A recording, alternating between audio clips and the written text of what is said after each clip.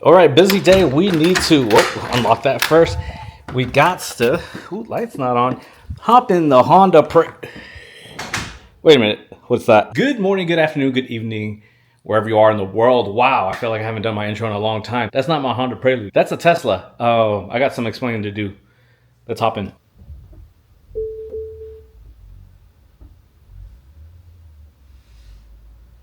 It's so quiet.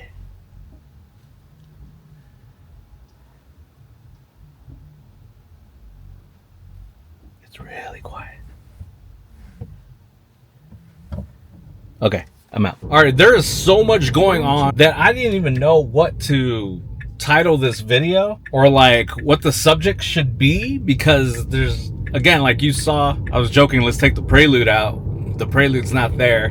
There's a Tesla in its place. So technically there's like a couple things I need to, at least a couple things I need to talk about.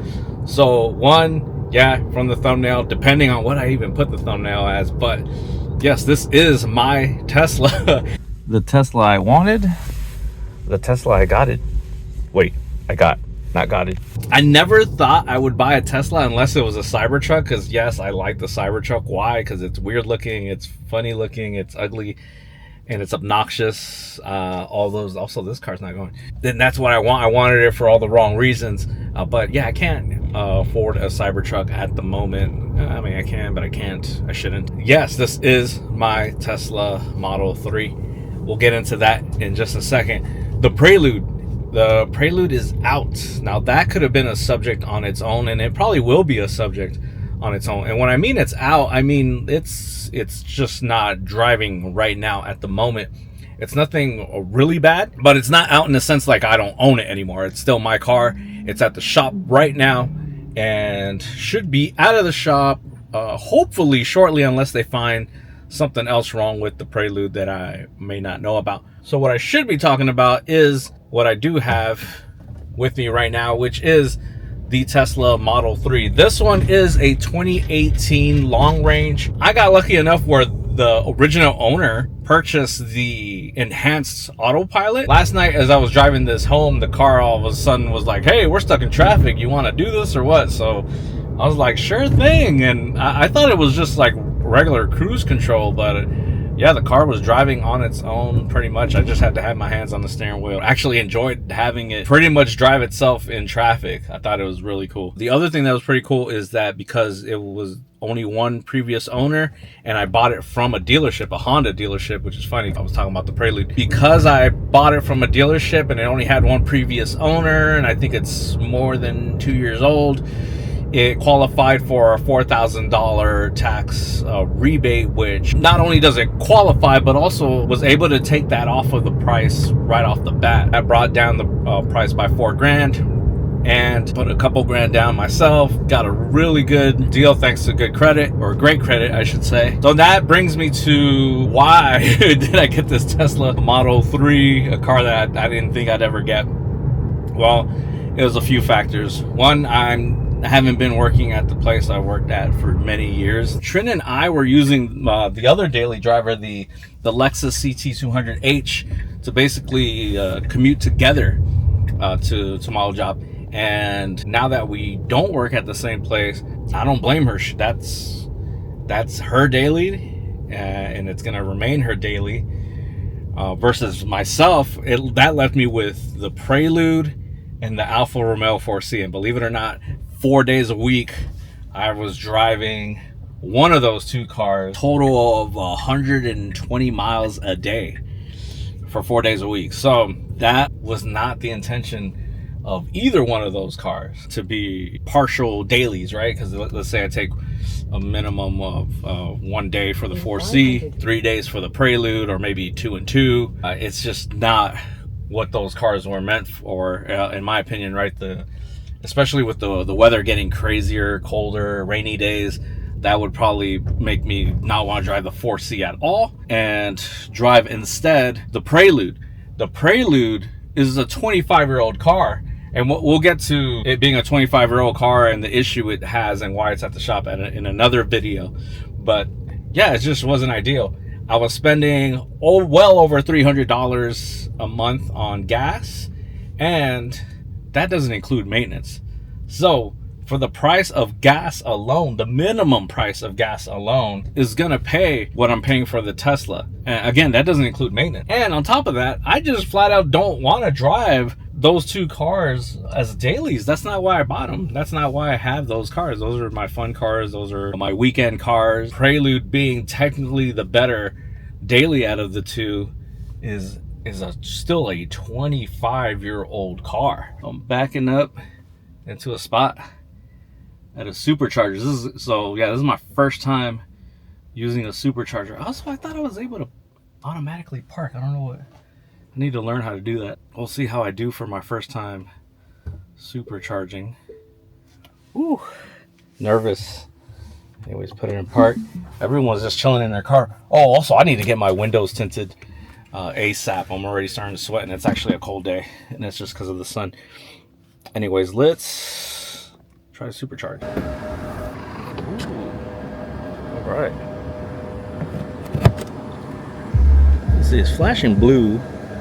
Don't know if it recognizes my car. Now it's, oh, there we go.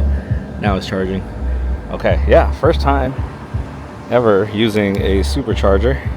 So we'll go inside the car. Oh, I didn't even know I had this right there. I need to look into it. There's so much I gotta learn about this. Also, it's making noise.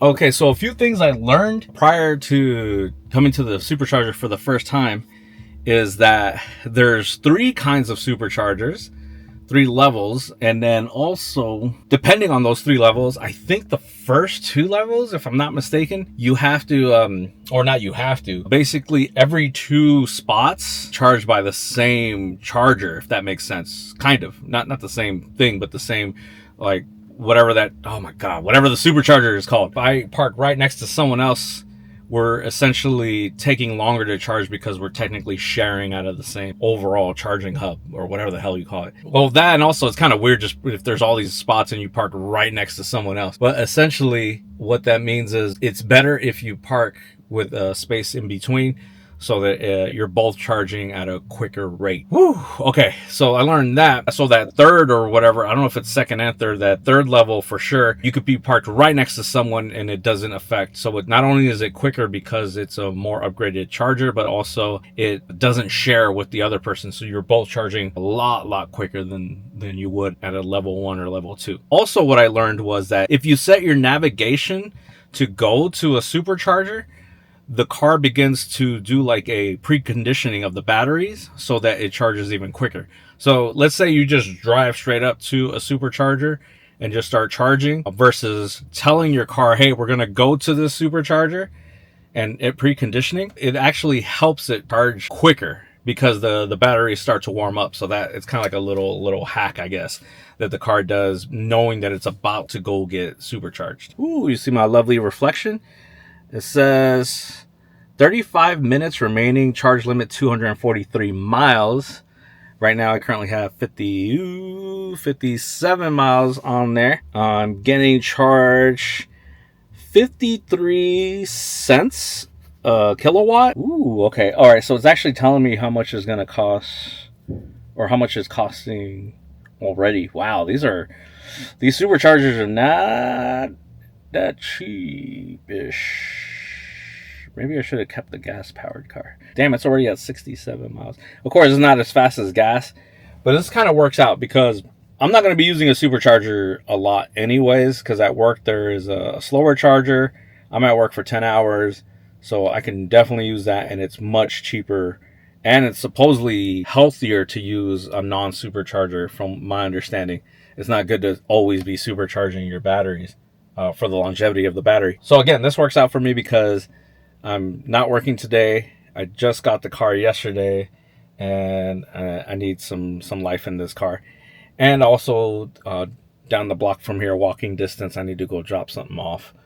So I could leave the car alone while it's charging. Also, I need to make some phone calls. So this works out for the time being. Well, there you have it. My new daily driver, my commuter car. I didn't think I was going to buy a Tesla. I thought to myself, like, the Cybertruck would be cool someday, one day. But as far as like a Model 3 or something like that, or even an electric car in general. I wasn't considering. I've been thinking a hybrid is probably the best thing as far as a commuter car. But when the math wasn't mathing, or the math made more sense to go electric, I figure a used Tesla Model 3 is the best bet.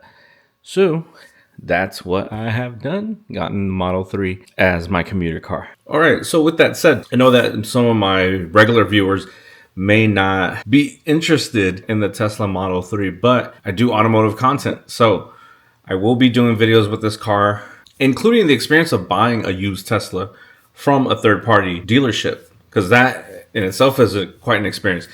I've never bought one from Tesla. Obviously, this is my first one, so maybe later on in the future with the Cybertruck or something like that, that'd be something I can post, but we'll see. I think something some folks would be interested in. Even if you're not looking to buy one, maybe just you're curious about that. But totally get it. You know, I still got the 4C, the Prelude. The Prelude, as of now, actually, this is now the day after when I started recording. So the Prelude is actually back. So I got that as well. Got the Moto Compacto. So technically, the Tesla is not my first electric car. It's my first electric car, but it's not my first electric vehicle. I don't know if that makes sense. So yeah, didn't expect to buy this, but don't worry. We got the 4C, we got the Prelude, and we got the events and other car content as well if you're not interested in the Model 3. With that said, that's going to do it for today. Hope you guys enjoy, and I'll talk to y'all later.